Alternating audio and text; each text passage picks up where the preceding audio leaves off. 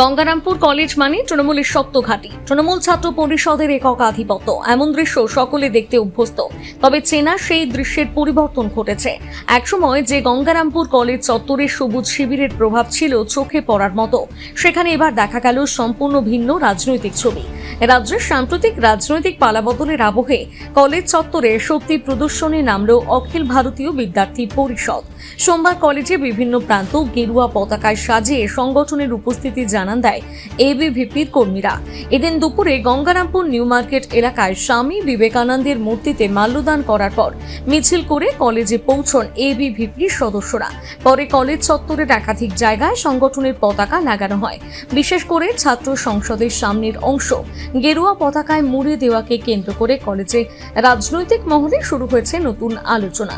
এ বিষয়ে এবিভিপির দক্ষিণ দিনাজপুর জেলা প্রমুখ যুবরাজ রায় বলেন, আমরা আজকে গঙ্গারামপুর কলেজে এসেছি। বাকি বিগত 15 বছর যে একটা অপশাসন চলেছে, সেখানে ছাত্র যে গঙ্গারামপুর কলেজে, পশ্চিমবঙ্গের সমস্ত কলেজের সাথে সাথে গঙ্গারামপুর কলেজেও বিরোধী কোনো ছাত্র সংগঠন, বর্তমানের যে শাসক দল ছিল বিগত দিনে, তারা তাদের যে গুন্ডাগিরির মাধ্যমে বাকি কোনো ছাত্র বিরোধী ছাত্র সংগঠনকে কোনো রকম কলেজের ভিতরে ছাত্র রাজনীতি করতে দেয়নি।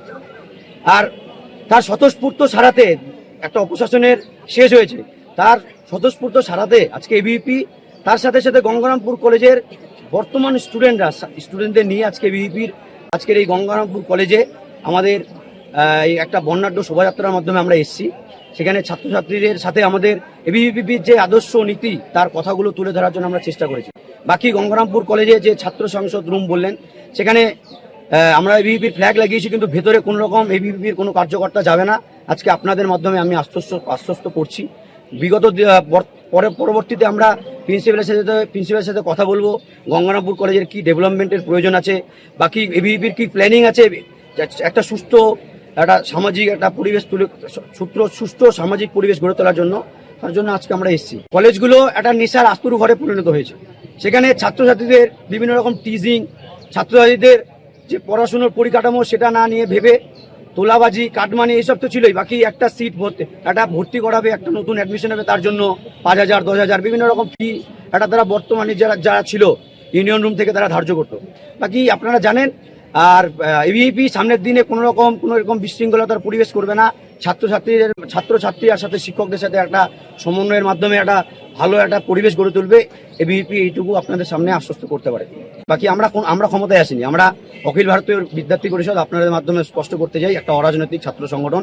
বাকি যারা একটা রাষ্ট্রবাদী সরকার এই পশ্চিমবঙ্গে গড়েছে, তাদের যে শিক্ষামন্ত্রী কি আছে, 9 তারিখে তো সরকার গঠন হয়েছে, মুখ্যমন্ত্রী শপথ নিয়েছে। বাকি পরবর্তীতে আমাদের যে শিক্ষামন্ত্রী আছে তার কাছে আমরা যাব যে ছাত্র সংসদ নির্বাচন তো বহুদিন ধরে হয়নি, ছাত্র সংসদ নির্বাচনের দরকার আছে। ছাত্র সংসদ নির্বাচনের মাধ্যমে, ছাত্র রাজনীতির মাধ্যমে পশ্চিমবঙ্গের একটা বড় রাজনীতিবিদরা উঠে আসবে। এর জন্য আমরা আগ্রহ করব। আর আমরা আশাবাদী যে ছাত্র সংসদ নির্বাচন খুব তাড়াতাড়ি 1 বছরের মধ্যে হবে। গঙ্গারামপুর থেকে বিশেষ প্রতিবেদন, নিউজ টুডে।